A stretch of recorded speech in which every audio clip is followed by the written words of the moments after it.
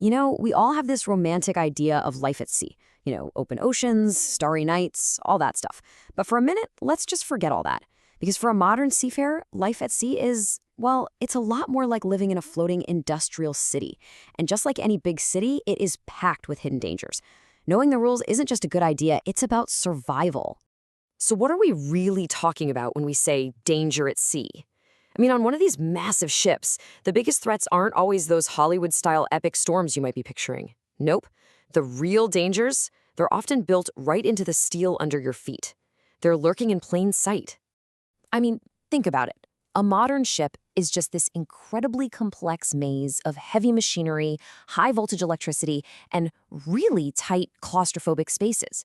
It's an environment where just one wrong move, one tiny moment of carelessness, can have absolutely massive consequences. So the real challenge? It isn't just about navigating the sea. It's about navigating the steel itself. All right, so if you're going to manage all this danger, you've got to learn to speak its language first. And it all starts with two super fundamental concepts that people mix up all the time, but they are critically different: hazard and risk. Okay, and this might sound like the start of a bad joke, but here it goes. What's the difference between a shark and a shark attack? Seriously though, this question is absolutely key to understanding safety at sea. One is just a potential threat. The other is what happens when that threat becomes very, very real. And right here, this picture makes it super clear. On one side, you've got the simple potential for harm. But on the other, you've got a situation where that harm is actively possible. Why? Because of exposure. And trust me, that distinction, it's everything. Okay, so let's get specific. What's a hazard? Well, it's just the source of potential harm. That's it. It could be a situation, an object, even just part of the environment. So think about our shark, just swimming around in the ocean. It's a hazard, plain and simple, whether you're in the water with it or not. Now, risk, that's different. Risk is the chance, high or low, that the hazard will actually cause somebody harm. So think about it this way. There's basically zero risk from that shark if you're safe on the beach, right? Risk only enters the picture when you combine the hazard, the shark, with exposure, you being in the water. That's the magic formula. Okay, so now that we've got the language of danger down, let's dive in and meet the 5 main types of threats that crews have to deal with every single day. All right, first up, we have safety hazards. Now, these are the ones you probably think of first. They're the most common, the most obvious dangers, the kind of stuff that can cause immediate physical harm.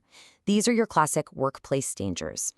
We're talking about things like slippery spills on the deck, loose cords just waiting to trip you up, machinery with unguarded moving parts, even something as simple as a frayed electrical cord.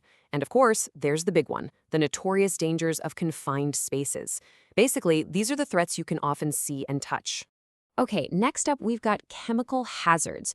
You might not realize it, but a ship is just packed with all sorts of chemicals. We're talking everything from everyday cleaning products all the way up to industrial-grade solvents and paints. And exposure to any of them can be really dangerous. So this covers a whole range of things: paints, acids for maintenance, powerful solvents, even highly flammable gases like propane. And an unlabeled container? Oh, that is a massive red flag. Think about it. You have no idea what's inside. The risk could be anything from a simple skin rash to a catastrophic explosion. All right, our third category is a bit sneakier. These are physical hazards. Now, these are factors in the environment that can harm your body without ever actually having to touch you.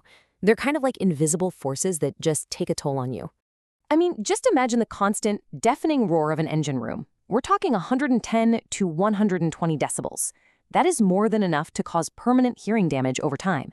Or what about the extreme biting cold on deck in the Arctic? Or the extreme heat, even the invisible radiation from all the communications gear? These are those pervasive environmental threats that just slowly wear you down.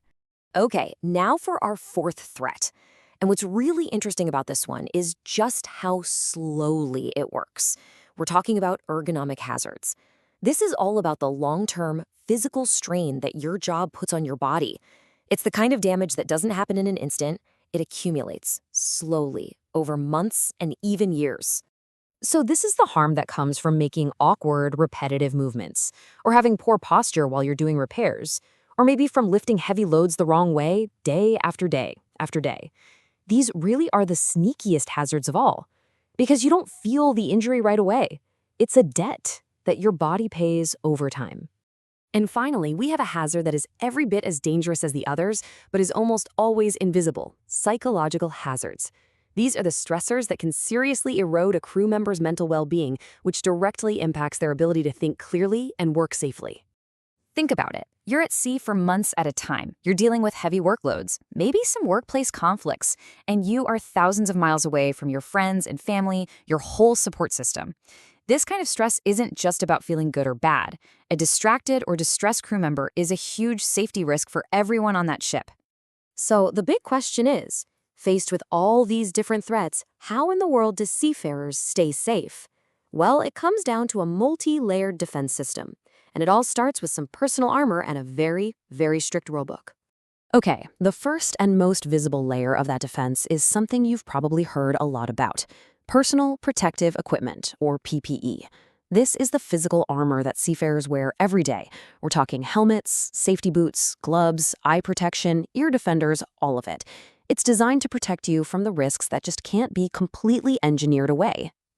But here's the thing you have to remember about PPE. It's the final barrier, not the first. True safety is proactive. It's all about having strict, meticulous procedures in place to prevent accidents before they can even happen. And this is especially true in the most dangerous places on a ship. So let's take a real-world, high-stakes example. Entering an enclosed space, something like a fuel tank. You don't just pop the hatch and climb in. No way.